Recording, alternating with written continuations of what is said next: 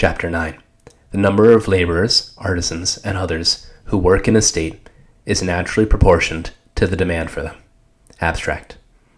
The supply of workers adjusts itself to the demand for labor across all professions via wage rates, migration, and changes in population.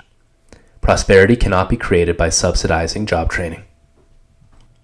If all the farm laborers in a village raise several sons to the same work, there will be too many farm laborers to cultivate the lands of all the village, and the surplus adults will have to leave in order to seek a livelihood elsewhere, which they generally find in cities.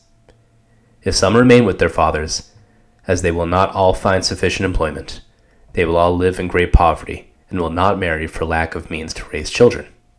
If they do marry, their children will soon die of starvation with their parents, as we see every day in France. Therefore, if the village continues in the same employment pattern and derives its living from cultivating the same area of land, its population will not increase in 1,000 years. It is true that the women and girls of this village can, when they are not working in the fields, occupy themselves in spinning, knitting, or other work that can be sold in the cities.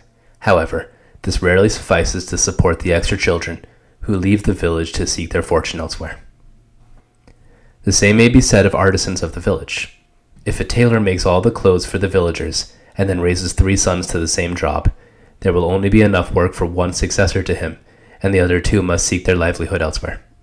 If they do not find employment in the neighboring town, they must move further away or change their occupation and earn a living by becoming servants, soldiers, sailors, etc.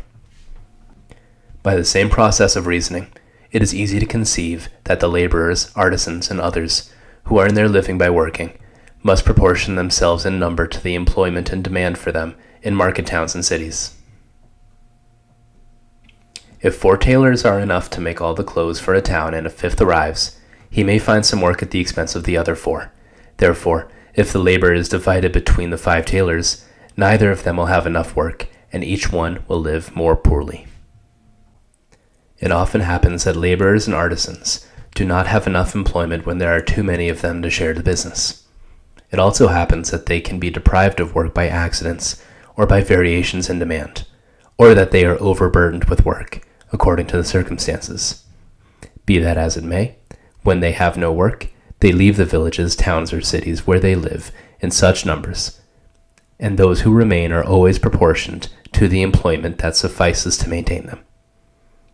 When there is a continuous increase of work, there are gains to be made, and others will move in to share the business.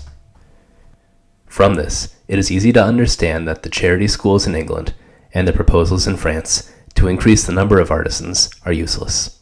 If the King of France has sent 10,000 of his subjects at his expense into Holland to learn seafaring, they would be of no use when they returned if no more vessels were sent to sea than before.